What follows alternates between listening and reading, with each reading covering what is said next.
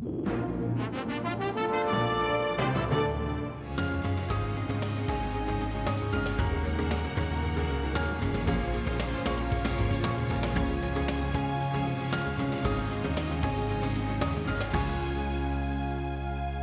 evening. I'm NET News Director Dennis Kellogg. Thanks for joining us on another special episode of Speaking of Nebraska. Governor Pete Ricketts is back to answer your questions as part of this live town hall, along with Dr. Mark Rupp, who's the Chief of the Division of Infectious Diseases at the University of Nebraska Medical Center.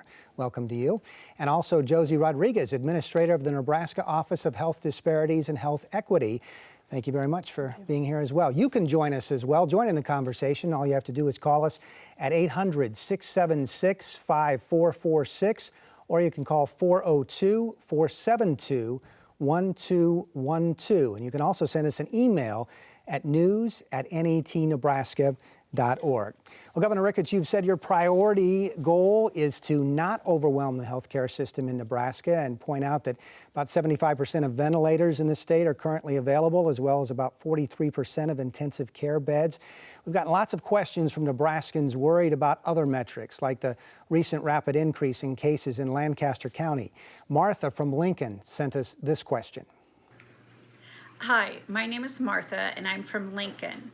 I've heard you say several times that your reopening decisions are based on how the hospitals are managing the crisis, as far as supplies, ICU beds, and ventilators.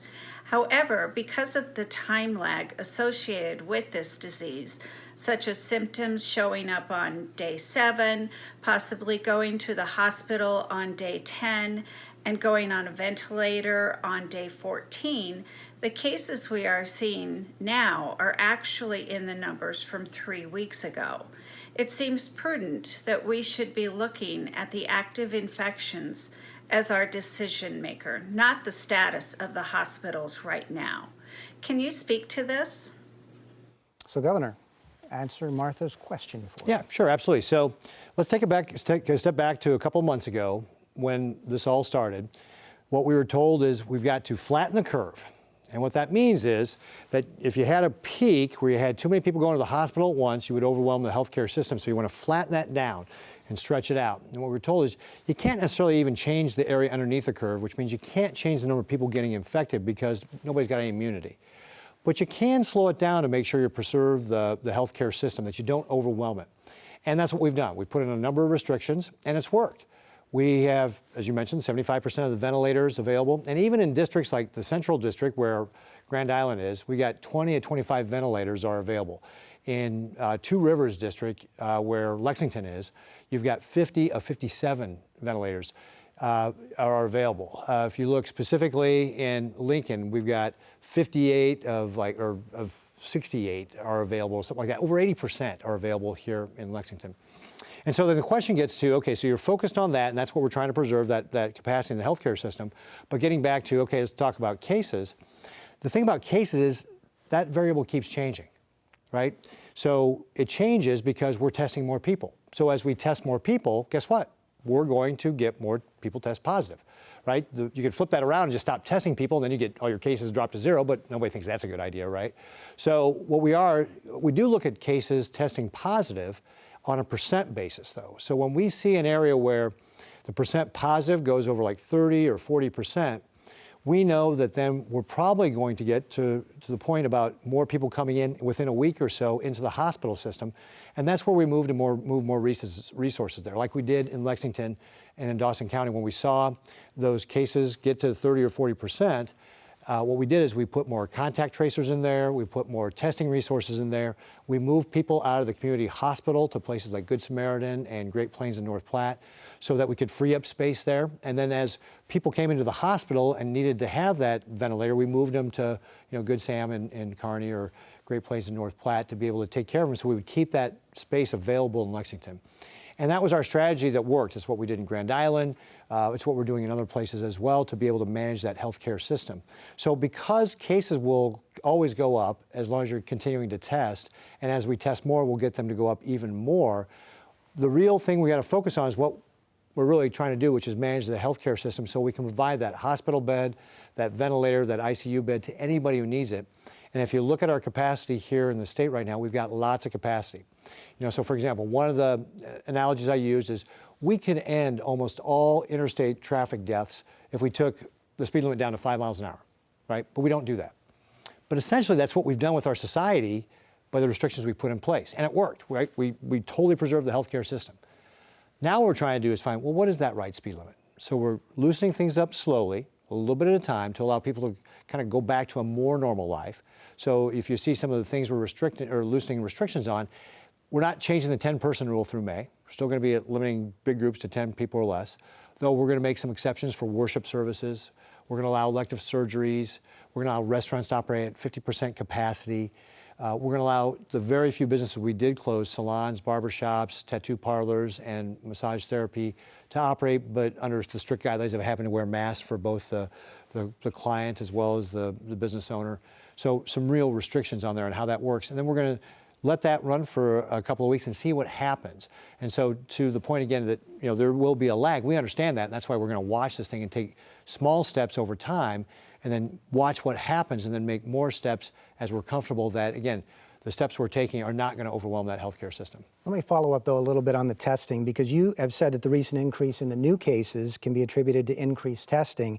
But since April 30th, COVID-19 cases have increased 87%, while the number of tests has only increased 63%. So should that figure into your decision with social distancing? So, well, again, yes, so it's not the only explanation. So as we do more testing, we will get more cases, but there's other things too. So who you're testing, right? So again, let's go back to, we test in high risk areas. So for example, we know that we've had more cases around our food processing plants. So we've been doing more testing there where we've got higher risk cases. If we wanted to go out and take that number down, we could go out and test in the Panhandle where they hardly have any cases, and then the percent of people who are testing positive would drop dramatically, right? Or the percent of cases we get would drop dramatically because we're testing people that we know aren't going to have it. So we are still focused on areas where we know we've got high risk, like the food processors. And so again, this is another one of those variables that you could change the variable and you get a different outcome, but it's not the right answer. So again, what we want to do is use those as indicators, early warning indicators, where we need to devote resources. But then remember, the ultimate goal was always to preserve the healthcare system. Because at the end of the day, and maybe Dr. Rupp can talk about this a little bit, because he's the expert, not me on this, but we're working to find a vaccination. But we don't know when that's going to happen or if it's going to happen. So until you get that vaccination, you're going to be doing some sort of social distancing. For the foreseeable future, we're going to have to manage this virus because, again, nobody has any immunity to it. So we're going to have to continue to do social distancing. And so the challenge is now to figure out, now that we know that we haven't overwhelmed the system, what is that right speed to be able to manage this in a way that lets people go back to a more normal life, but still make sure we're managing the virus until we get that vaccination? Dr. Rupp, I want to bring you in on the conversation a little bit. Axios had a report this week based on data from Johns Hopkins that showed a 7-day average of new cases compared from 1 week to the previous week. And using that metric, the report said Minnesota, Nebraska, and Puerto Rico had the most worrisome trends. So everybody has different metrics and different data, but does that concern you? I believe there is cause for concern. I think as the governor has related, part of the increase that we've seen in the number of cases per week is simply because we are testing more, and that's great. We're testing a broader swath of the population, and we do have a better idea of where the disease is and what communities it's affecting. But as was mentioned, the percent of positive cases has also gone up, and clearly we have pockets of outbreaks in our meatpacking plants and some of our long-term care facilities and in some of our other communities. This is cause for concern. We need to watch it very carefully. As has been related, one of the critical features is to preserve our ability to care for communities in the healthcare system. Clearly at my institution, we've taken drastic actions to make sure that we have some surge capacity, stopping elective cases, stopping many of the procedures, and the visits are largely done by telemedicine now. So we have created some degree of capacity, but it's delicate. And so it is a fine balance, and I can appreciate that there are a variety of concerns that need to be weighed in making this decision. But as the governor has related, now is not the time to be complacent. Now is not the time to just take off the brakes and go back to normal. If we do that, this disease will come roaring back. This disease doesn't care if we're a red state or a blue state or what religious persuasion we are. If we come together and we don't do social distancing and we're not wearing masks and we're not doing hand hygiene, we will see a surge, and it could potentially overwhelm our system. And you brought up elective surgeries. The governor has allowed those again. Is UNMC doing elective surgeries? Well, we can only put these off for so long. And what was elective now starts to become more urgent. And so clearly we do need to be taking care of people. We do need to be starting to liberalize and bring people back in and take care of them. And we've seen the same thing with our hospital census and our emergency department visits. Initially, things just plummeted. And now they're starting to come back because people can only stay out of the medical system for so long. I think that some people have been afraid to come in. In some instances, maybe they have neglected to take care of some of these chronic problems. Now they're starting to become more urgent. We've seen our census come up in the hospital. We've seen our ICU capacity go down. So unfortunately, some of these things are just working at the wrong time. So we are seeing an upswing in cases right at the same time when we've pushed people off as long as we can. So it's a delicate balance, and we're going to have to be very careful. I think too, also the point about elective surgeries is when we allowed hospitals to start making that decision to have elective surgeries or not, they still had to meet certain criteria, right? They still had to have 30% of their hospital bed space available, 30% of their ICU bed space available, and 30% of their ventilators available, and 2 weeks supply of personal protective equipment to be able to go forward on that. So we didn't, again, to Dr. Rupp's point, we didn't just take the gloves off. We said, okay, within these certain guidelines, if you stay within this lane, you can do elective surgeries. And I think to Dr. Rupp's point, elective doesn't mean unnecessary, right? These are still, they were just planned, and that's why they were pushed off for a time, but they are still necessary surgeries to have for people's well-being. Administrator Josie Rodriguez from the Office of Health Disparities. I want to ask you this question. Nebraska is one of 7 states not releasing data about COVID-19 cases by race, and one of 12 states not releasing data about COVID-19 deaths by race. So the Chief Administrator of the Nebraska Department of Health and Human Services says that that data is being looked at, and it's not being released right now, but it may be released in the future. What can you tell us about what you're seeing about how COVID-19 is affecting minority communities in our state? Is there a health disparity? And if so, how wide is that gap?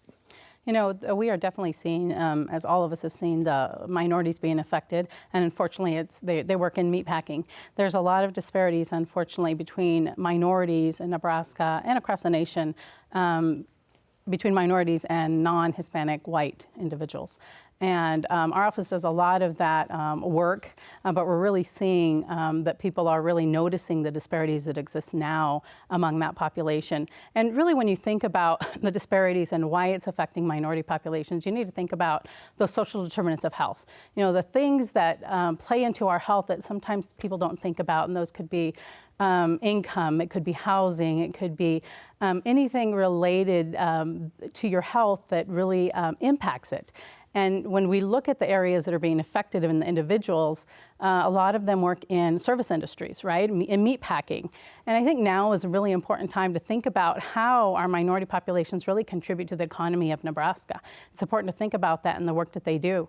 And if you look at our minority population, it's about 20% of Nebraska population. And yes, there are some high numbers in some communities, and at DHHS we are trying to get that data. Should probably have it by the end of the month. So really trying to work with our community partners. A lot of the work that we do in our office is about illustrating data. And so we need that data to illustrate, you know, who's being affected, and we're really working at the state to get that. So. And I'd give a shout out to the Douglas County Health Department. I mean, they've done a really excellent job in gathering the data of which segments of our society are being hit by COVID-19 in our county. So for instance, we have about 15% of the cases being described in Asians, about 15% in blacks, 40% in Hispanics, as you've related. You know, many of these folks are the ones who are working in the meatpacking industry. And then interesting, about 25% of cases in the white population. Yes. So, you know, as you've mentioned, this really does point out some disparities that we continue to have in society. And, you know, some of these people aren't able to work from home like others are able to, that may have a, you know, information technology job or have a computer at home or the ability to do that. They may be pressured to work because of employment policies or not being able to have time off, and they may feel compelled to come into the workplace because they can't afford to lose a paycheck.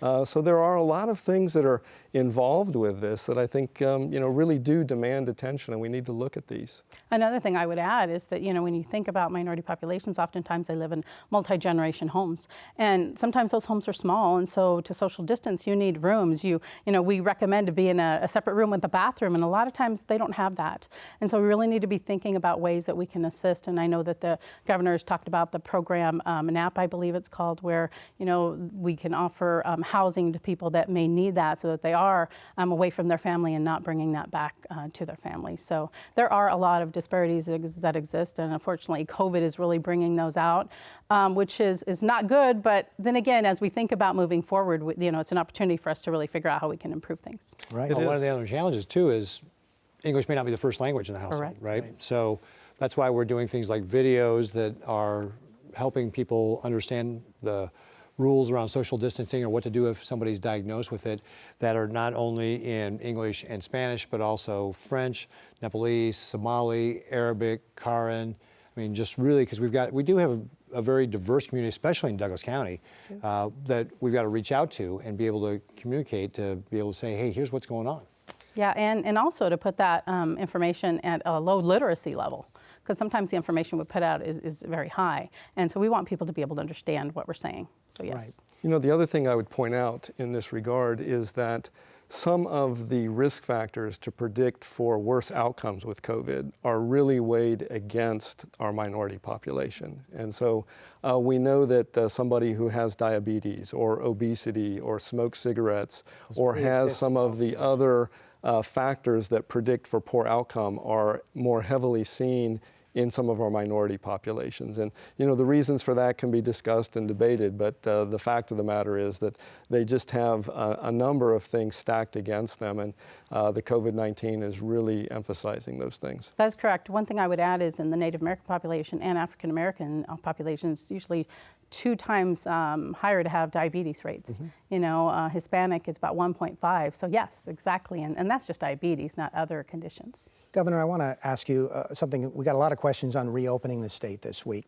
So Sally in central Nebraska talks about why when you open the state are you putting so many restrictions on people? And she goes on to tell the story about her daughter-in-law who brought her kids to the dentist today, and they had to sit in the car with masks on and go in one by one. And she said it was terrifying to have her 7-year-old boy have to go into the dentist in Omaha by himself. And so the question comes up, are you taking away freedoms and personal rights as American citizens that they have? She says people are ready to revolt. Ryan in Louisville had a very similar question about those constitutional rights. Yeah, and this gets back to, we had the one question saying you're opening up too fast, and this Sally's saying you're not doing it fast enough. And that's what we're trying to do, is really try and find that balance to be able to start letting people live a more normal life, start loosening up some of these restrictions, but still not let that virus get out of control. Because remember, we don't have a vaccine. We don't really even have any good viral, there's some medicines that are antiviral medicines that are in testing right now, but we don't really have a good way to treat the virus. So what we really have to do, our big weapon is going to be the social distancing. And that's why we're going to be doing this for a while. So I certainly appreciate the patience of Nebraskans like Sally with the restrictions we put in place. They have worked. We've not even come close to overwhelming our healthcare system. In places where we've had hotspots, we've been able to manage it. For example, if she's from central Nebraska, Grand Island is one. We've been able to manage that in a way that we've been able to provide everybody that hospital bed, that ventilator. And what we want to do is make sure we can continue to do that. So we are taking these steps of loosening these restrictions step by step over time, seeing what happens. But we are absolutely concerned with the things Sally's concerned about with regard to how's it impacting people's lives. The restrictions on, kind of the things that we all used to take for granted are such that, and this is one of the things we talked about with the public health experts, a couple months ago as well, is if you put the restrictions in too early, then people will start ignoring them when you need them to continue to practice social distancing. And so what we're trying to do is just find that balance between allowing some of these restrictions to loosen up so that people can go back to a more normal life versus, but not letting the virus get back in where it would overwhelm the healthcare system. Question from Omaha and also a question from Trent, both having to do with people who are working at home right now and their employer wants them to come back to the office? Do they have to go back to the office, and should workers be working at home right now if possible? Well, certainly we encourage people to work from home. I think, Trent, what you ought to do is have a conversation with your employer.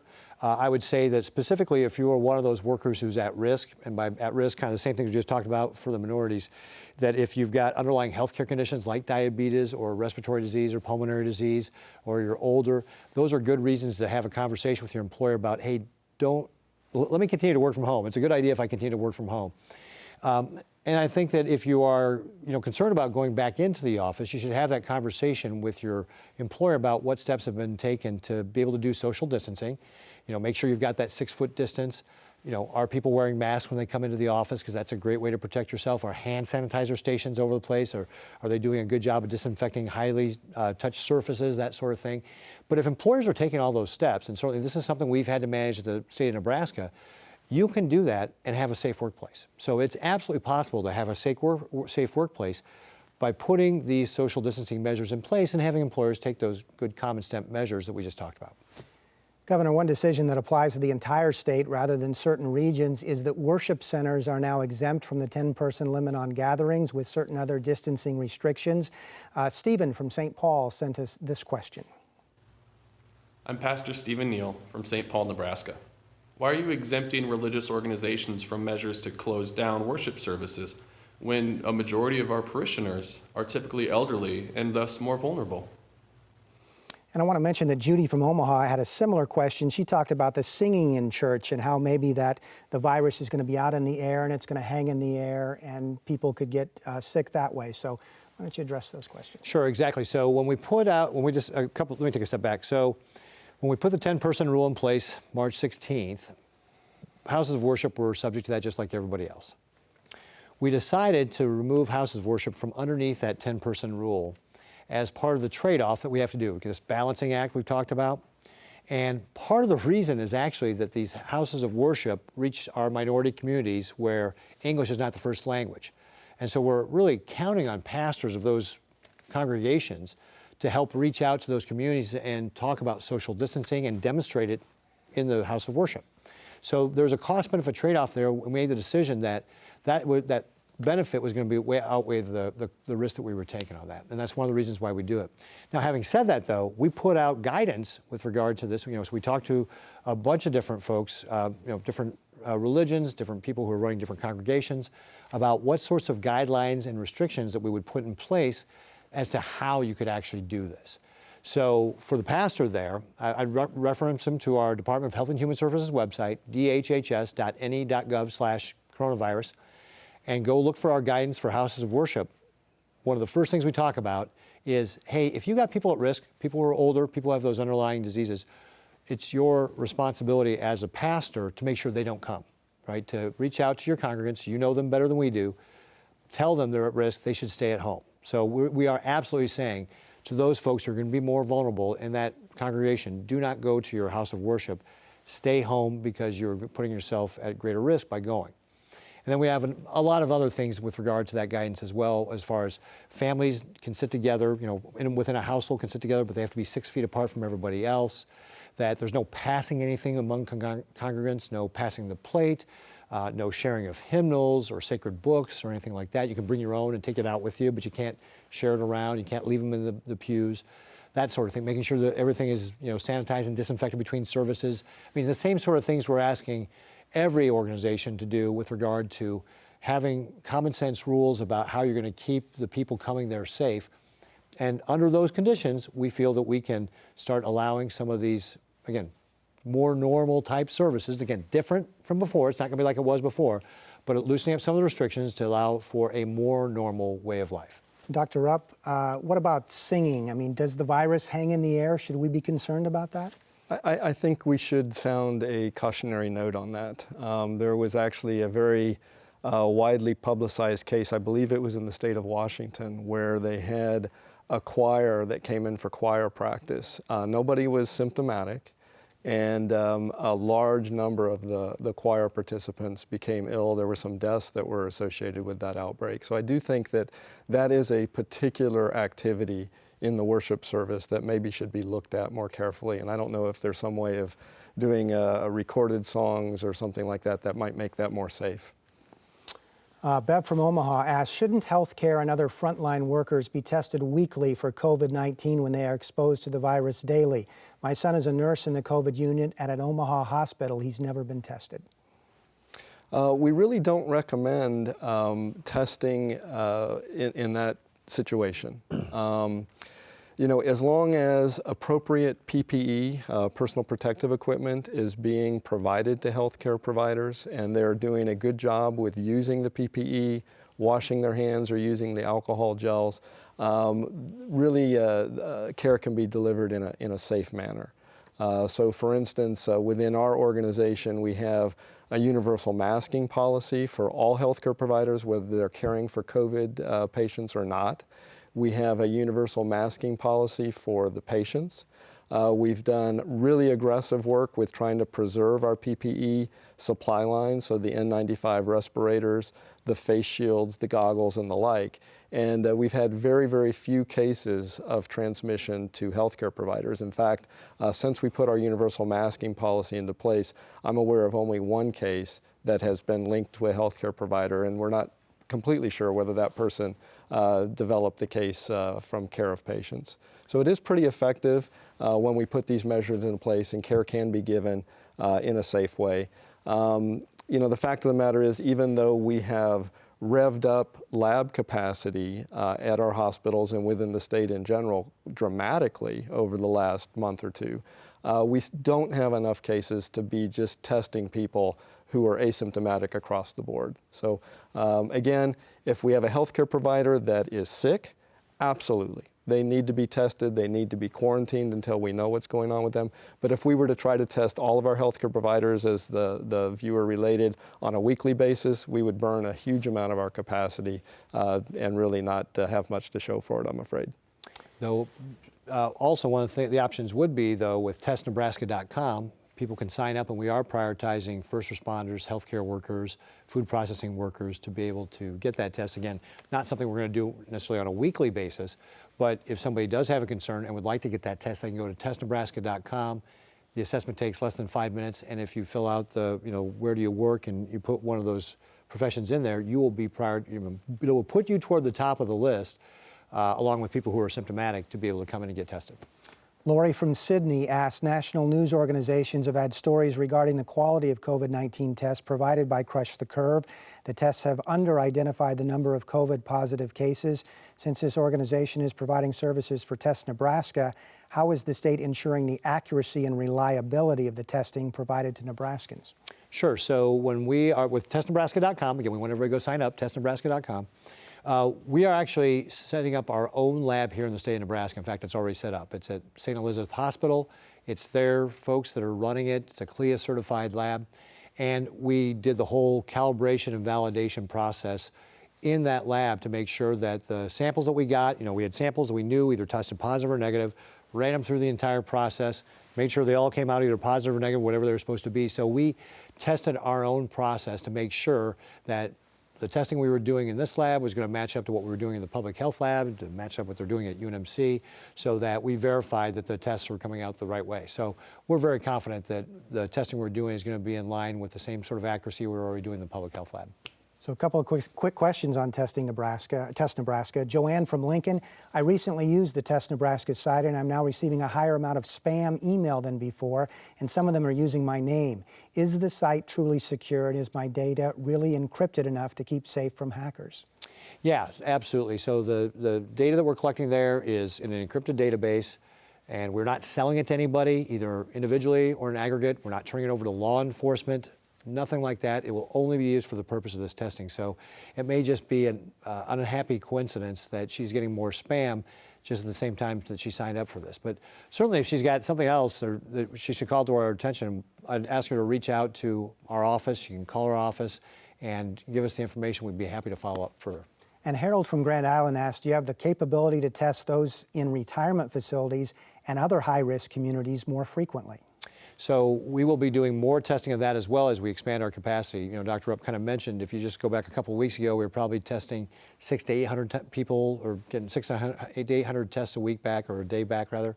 Now we're up to over 1,500 tests a day. In fact, over the last 7 days, we've done 10,000 tests.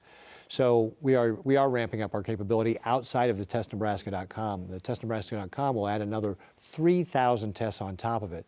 So we are, you know, before where we had to be very reactive, now we can start thinking more strategically with the additional testing capacity we've got about how we deploy that across the state, and also and keeping in mind that we've got vulnerable communities like long-term care facilities that we have to take care of. And in the past, when we've had an issue with a long-term care facility, we've been able to go in and make sure we tested all the residents and all the workers there, you know, if the situation required it. And Administrator Rodriguez, do we know if these minority communities are participating in Test Nebraska or getting tested in any way? I'm pretty sure that they are. I know that we've been working with the health departments to find interpreters for those test sites. So I know that they are. We're trying to get the word out, as I said, through our community-based organizations and some of our partners out in the community, because they're the ones that really know the community to let them know what is going on. So yes, I do believe that, because we are assisting with that. And on that, what's the most effective way to get the word out to these communities? Or is it churches? Is it the community organizations you mentioned? Is it messages through radio, television, or social media? It's a little bit of all of that. It kind of depends on the population that you're working with. You know, we do have a Spanish language television in Nebraska and radio, and so a lot of Hispanics listen to that, but there are a lot of other communities that use Facebook and use other sources to get their information. So we're really, as I said, working with our partners across the state to be able to figure out the best way to get that out. And as the governor said, you know, we've done videos and a lot of different ways just to make sure that people are getting the information. And we do have our testnebraska.com in Spanish as well. So if you go to testnebraska.com/ES, you can get the whole experience in Spanish to, again, try and facilitate making it easier for people to sign up. And the governor's press conference is in Spanish as well. Correct. Well, you're watching a special episode of Speaking of Nebraska featuring Governor Pete Ricketts and Dr. Mark Rupp, the Chief of the Division of Infectious Diseases at the University of Nebraska Medical Center, and also Jody Rodriguez, the Administrator of the Nebraska Office of Health Disparities and Health Equity. You can give us a call, 800-676-5446 or 402-472-1212. You can also send us your questions on social media. You can find us on Facebook and Twitter at NET News Nebraska.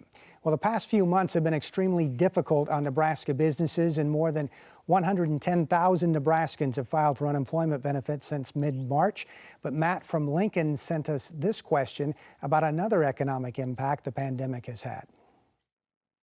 Hi, I'm Matt from Lincoln. Like businesses, charitable organizations like the American Cancer Society are facing great economic challenges during this pandemic. What assistance is our state considering that would provide relief and stability to our charities who employ and provide critical services to our Nebraska communities? What about those nonprofits, Governor? Sure. So there's a couple of things that are out there already for nonprofits to be able to take advantage of. The first is that Paycheck Protection Program that small businesses are using. In fact, Nebraska was #1 in the amount of payroll, over 80% of our payroll being covered in small business payroll by that Paycheck Protection Program. But that's not just for small business. Nonprofits can apply for that as well. They just re-upped a new pool of money for this, so you need to move quickly to talk to your banker and get your financials pulled together to be able to apply, because your banker is who will apply for that through the Small Business Administration. But that's one avenue that nonprofits can look for. The second is that under the Pandemic Unemployment Assistance Act, that if nonprofits have to lay off workers, those workers historically were probably not going to be covered by the traditional unemployment program because most nonprofits did not pay into it. But under the Pandemic Unemployment Assistance Program, they will be covered. So folks who work at nonprofits who got laid off can look for assistance there. And then finally, we also have the CARES Act money that's coming to the state of Nebraska. And while we're still reviewing what the guidance from Treasury is with regard to how that money can be used, we're thinking about various grants program for businesses and nonprofits and so forth, and how people might apply and that sort of thing, on top of all the other needs that we got, for that CARES Act money. But that might be another source down the road. I'd say just stay tuned and see what we do when we make announcements with regard to that. Governor, the other thing, it doesn't really have anything to do with the government, but This pandemic has also brought out the best in people, and I'm incredibly heartened when I see the reports of just spontaneous acts that private citizens take to help their neighbors, to help their friends and families in this time of need. And that can't be emphasized too much, is that, this is a time for us to be compassionate to one another and have everybody get through this together. Guillermo from Grand Island says, I'm a nurse and my family has been impacted by COVID. If the governor knew COVID was spreading early on, why ask the packing plants to run at full strength?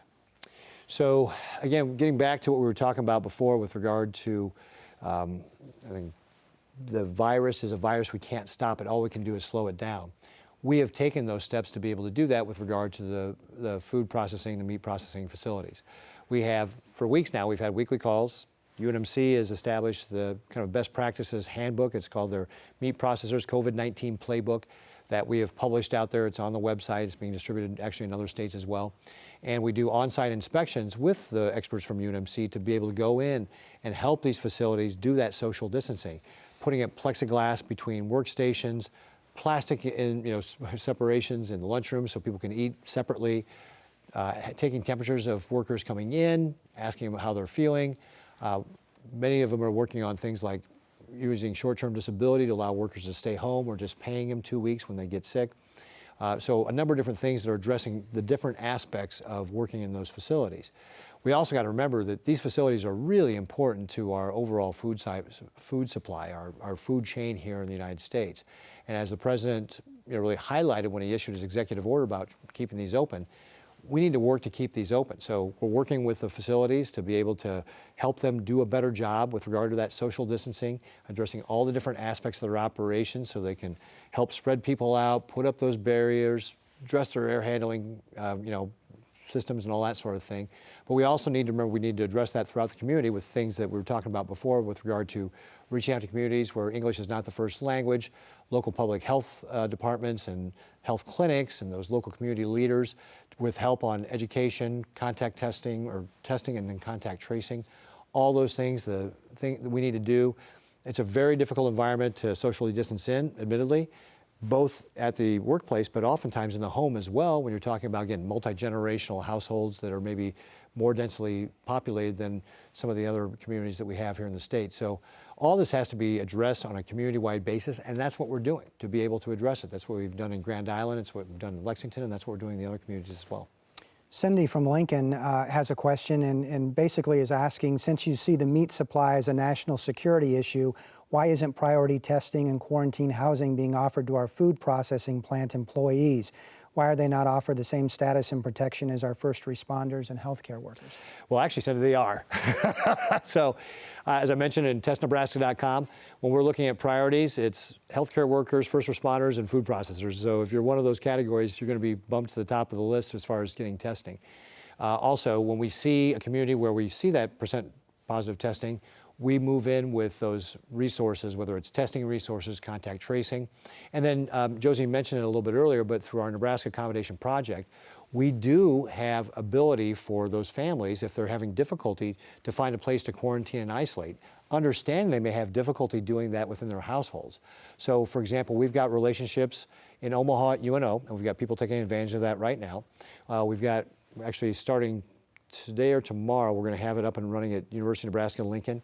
We've got it at UNK.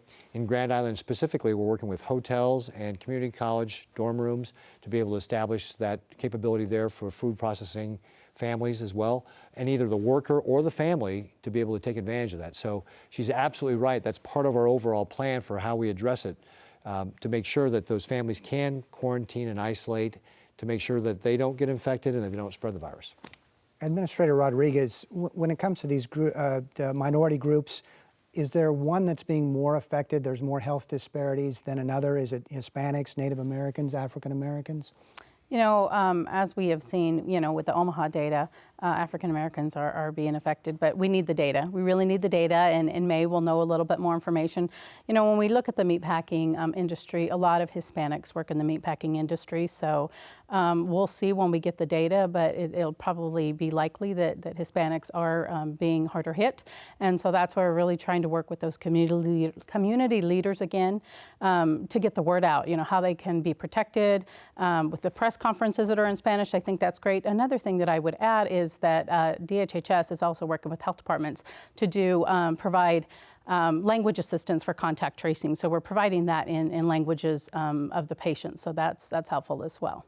And I think if you look at the data from Douglas County, which is doing, to Dr. Rupp's point, which is doing a good job of catching the race, ethnicity of the people who are impacted, certainly you look at the Hispanic community and say they are being disproportionately impacted in Douglas County, which is, again, one of the reasons why we're doing so much effort around the Hispanic community to do that outreach and help folks from the social distancing education to the quarantine and everything else. Correct. And I would also just add that, once we get that data, it'll be important to really figure out what those challenges are and how we can really improve on collecting that data so that we can allocate resources and really get the education and information to the people that need it. And you think that data will be made public by the end of the month? By the end of the month, yes. We are working to work on that, yes. I was just going to emphasize that, this is not a peculiar issue to Douglas County or to Nebraska. This is really across the country and really in societies all around the world. In fact, there was a headline today out of the New York Times that pointed out that in the United Kingdom, blacks are twice as more likely to die than other racial groups if they get COVID. So, these disparities are something that are generalized, they're pervasive, and something that really demand our attention across the country. Governor, a question from Anonymous. How does the governor justify keeping COVID case numbers from meatpacking facilities private? All of the numbers from Carter House and Blair were made public. The public has a right to know the data related to their communities and counties. It looks like they're hiding something. Sure. So the decision we made at the state is to display aggregate data. So we do that. Actually, it's the same thing for long-term care facilities as well. At the state, we don't actually talk about specific companies, whether it's long-term care facilities or food processing facilities. We just provide aggregate data with regard to what we're looking at. Now, we were asked to give guidance to local public health departments because they can make a decision about what they want to provide to their community. What we recommended is that they verify employment and work with the company to be able to verify that and really make it a collaborative process. And here's one of the reasons that we do this is because what we found, let's take a step back. First of all, when somebody gets tested, the company doesn't know if the person tests positive or not because that's a HIPAA law. They're not, we're doing the testing at the state oftentimes, except in the cases where the company's actually paying for the testing. But we're the ones that get the information with regard to who tests positive. But the employment information is not a part of that. That's got to be self-reported. Well, here's what we found out. People don't always tell you the truth. Sometimes they'll say they test positive and they say they're working for a company, they're not. Or sometimes they're working for a company and they don't say they are working for that company. So sometimes since it's self-reported data, you don't always get accurate data. So that's why we've asked local public health departments that if they're going to release that information, they really work with those facilities to be able to make it a collaborative process and verify the person actually works there. And of course, then you need the employer's cooperation to be able to do that. At the state level, what we're doing is we're just doing it in an aggregate for whether it's food processors or long-term care facilities or anything like that. That's the policy decision we made with regard to that. Local public health departments can do something different, but that's, like I said, we recommend that they actually really verify people's employment. But even with the state numbers, you're still relying on self-reported data, correct? Even with the state numbers, though, we're still relying on self-reported data, which is why we don't want to tie it back to a specific company. At least if we're doing an aggregate, if there's errors in the information, it's not tied to one company or another. This is why the contact tracing is such an important aspect of this whole pandemic and our approach to it. Because through that process, you really do find out who that person is, where do they work, who they had contact with, try to get those people to pay attention to what's going on, go into quarantine if necessary. And that's really a vital part of our approach to how we fight this pandemic. But again, that's our public health department people, either locally or the state, when we supplement those folks. We're not sharing that information with the company, right? So that's still, again, that's something we do to be able to help people quarantine and isolate. but that's not something that we go and turn over to the company. But you bring up contact tracers, and I know nationwide they're having problems finding enough people to do this. What's the situation in Nebraska? So so generally, if you look at typically what's happened is the local public health departments are responsible for doing the contact tracing. Generally, they've got staffs of maybe 6 or 7 people to maybe as many as 15. What I have really given direction to the Department of Health and Human Services is I want 1,000 contact tracers at the state to supplement those local public health departments. So we don't subsume that role. We work for them. We assist them. We provide extra resources for them to be able to do it. But I want 1,000 of those folks. Are you going to get them? So right now, what we've done is we've got 10 teams. We have 6 of them are already up and running. That's over 220 people right now through those 6 teams that are supplementing the public health departments in the areas you might expect, Central, Two Rivers, Dakota, kind of the places where you have hotspots, right? And then we've got 4 other teams that are being trained this week. They'll be ready to go early next week to be able to also help supplement that. That'll bring us up over 300. And then we've got some medium-term plans to work with some those are all state teammates. So all people we're pulling from other jobs, training them on this, redirecting those resources to focus on this. That'll get us about 1/3 of the way there, a little bit more. And then we're going to use private companies in the short term to be able to fill in some more of that. And then we'll go out for longer-term contracts to get up to 1,000. So we've got kind of a short-term, mid-term, and long-term plan with regard to how we're going to get to those 1,000 people. Molly from Lincoln asks, the governor has stated in press conferences that no one can be turned away for testing, treatment, or even hospitalization due to inability to pay. How is testing and treatment being paid for in these cases, and will people be able to get treatment but then ultimately face a larger bill later? Sure. So one of the things that we want to emphasize to anybody going to testnebraska.com or anything else is the test is absolutely free. So in the case of testnebraska.com, we're paying for it. When somebody sends somebody to a test to the public health lab, the state's paying for it. So if it's maybe somebody who's on Medicaid or something like that and they go through a provider, then Medicaid's paying for it if they're a Medicaid patient. So there's a variety of ways that test is getting paid for, but nobody is going to pay for. And also I should mention, even the private health care companies, the insurance companies have said they're not going to charge anything for this test either. And then even if you don't have insurance and you need that health care, the federal government has made it available so that healthcare providers can go get reimbursed from that from the federal government as well. So we actually published a press release on this that's got the information on where providers can go to be able to sign up and make sure they're getting reimbursed for the care they're providing. So no, if you go get care, you're not going to end up with a big bill. Specific question from Dave in Fremont. He's a first responder and he wants to thank you for your executive order on health information disclosure. He says first responders are wearing PPE on all emergency calls. The executive order should allow us to take extra precautions by wearing more extensive PPE when we respond to a known COVID positive case at a particular address. But in his jurisdiction, they will not release COVID positive information to our dispatchers. I've heard this may be an issue in other jurisdictions as well. What would your recommendation be to help protect Nebraska first responders if your executive order is not adhered to? So with regard to that, the executive order that I did waived statutes. That's all I can do is waive statutes. I can't create new statutes. And so I waived the statute that barred the sharing of that information. However, it is still up to local public health departments to work with local first responders or law enforcement with regard to if and how they would share that information. So that really is a conversation that you should have in your local community with your public health department to determine if they're going to release that, how are they going to release it, what safeguards are you going to put on that. Again, HIPAA type information, this is public health kind of information. So that's one of the reasons why public health departments may be reluctant to release it, but I waived the statute that prevented them from doing it, but it really is a local issue to be able to make that determination. Dr. Rupp, Merlin and Kearney asks, after Nebraskans with COVID-19 have recovered, should they be tested again? Generally not. Unless there's a medical reason to repeat that test, it would be ill-advised to do so. So if somebody is clinically recovered, doing well, there would really be no clinical indication to repeat that test. Administrator Rodriguez, what about disparity when it comes to mental health? Is that worse or better than we see with the physical health disparities in the state?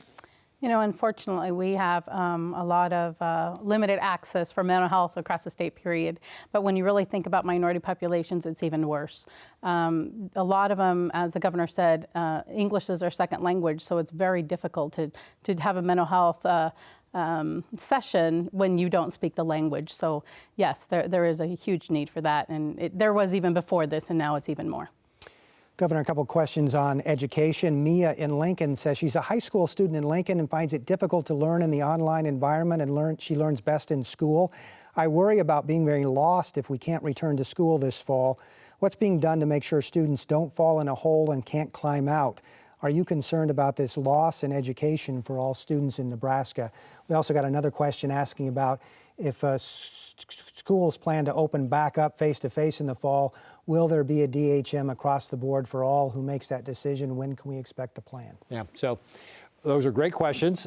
So starting with Mia's question with regard to the loss of education or doing this distance learning, and absolutely is a huge concern. So we've been working with Matt Bloomstead, who's the Commissioner for Education. You know, he reports to the publicly elected State Board of Education.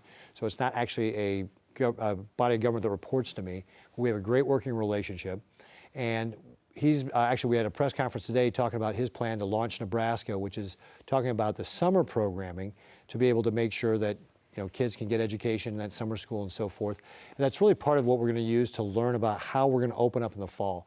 I think it's absolutely important that we get the kids back in the classrooms in the fall.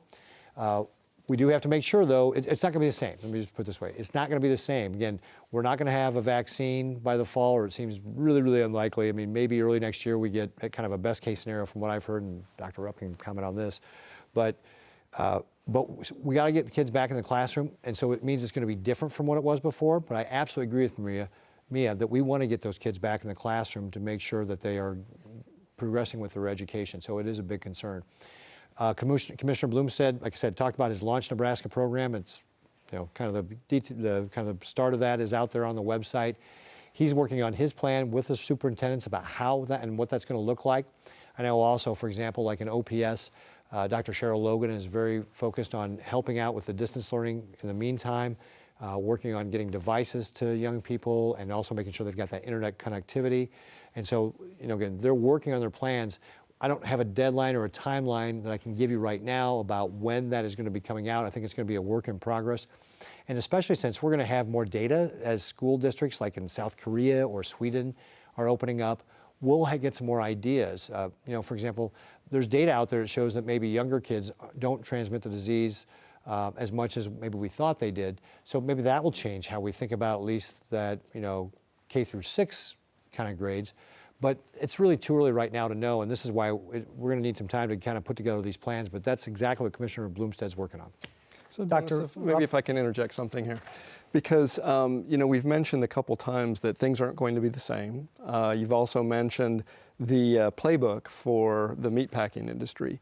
And, in my business of infection prevention in the hospital, all of these things have similarities that I think the viewers should know a little bit about. And that is that we follow initially administrative controls. So how do you put rules into place that separate kids? Maybe they come in shifts, some come in the morning, some come in the afternoon. How do you do the distance learning more efficiently so that administratively we're separating people and trying to prevent transmission? And then there's engineering controls. How do we build those physical barriers between people? We mentioned the plexiglass barriers in the meatpacking plant. Maybe there's similar things that we could do in schools with regard to spatial distancing through engineering methods to separate kids in the lunchroom, for instance, or in other situations. And then finally, there's the protective equipment. So that would maybe be masks, and maybe we'll see kids in school wearing masks and having hand hygiene stations. Those are the sorts of things that the businesses can be doing right now, not just the meatpacking plants, not just the schools, but across the board. Dr. Rupp, as our time winds down a little bit, I also want to ask you, UNMC has been involved originally with the testing of remdesivir, and that's a drug that could show some promise for treatment. Any other testing going on at UNMC in this regard? And if not, are you following other tests that you see that show promise? Yeah, absolutely. We're so proud of the role that we were able to play in this pivotal trial that just was announced this past week with remdesivir, with some very, very encouraging information that came out from that. Over 1,000 patients, very rigorously controlled randomized trial led by Dr. Andre Khalil at our institution. Really good data that came out of that showing that we could decrease the mortality in sick patients with lower respiratory tract illness from about 12% to 8% and decrease by a third the time it takes for people to recover. Now, because that first part of the study is done, we're now entering into the second portion of the study where remdesivir becomes the standard of care, and now we compare that to another modality of intervention. So this is a tremendous way to move forward just as quickly as we possibly can. And this is kind of the lightning round here, but real quickly, Administrator Rodriguez, what's the one thing, we've talked about a lot of things today to reach the minority groups and the ethnic groups. What's the one thing you'd like to see us do better in that? You know, I think the data is going to be so important. Once we get that data, it's going to tell us a lot of things.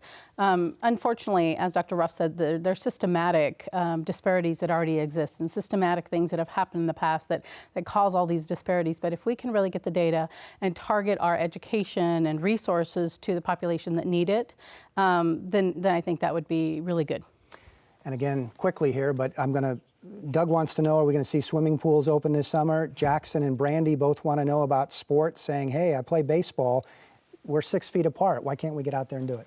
So certainly no organized team sports in May. We are working on with communities and groups with regard to what June might look like with regard to practices and games.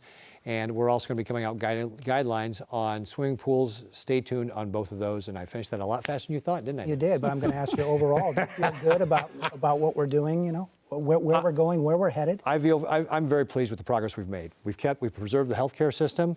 We've got so many more resources right now with regard to testing, contact tracing, quarantining people, being able to do PPE. We're in much better shape than we were just even a few weeks ago on this. So I'm feeling very good about the progress we've made. All right.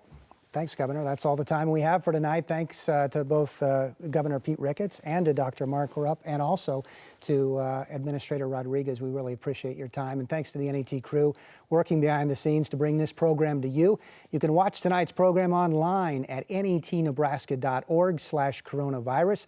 You can also send us your questions for next week's live town hall with Governor Ricketts. It'll be another special edition, they're all special at this point, of Speaking of Nebraska. That's coming up next Thursday at 8:30 Central on NET and NET Radio. It's also streaming online. And don't forget the governor's press conferences throughout the week in both English and Spanish. We are carrying those and streaming those as well. Until next week, I'm NET News Director Dennis Kellogg. Thanks for watching.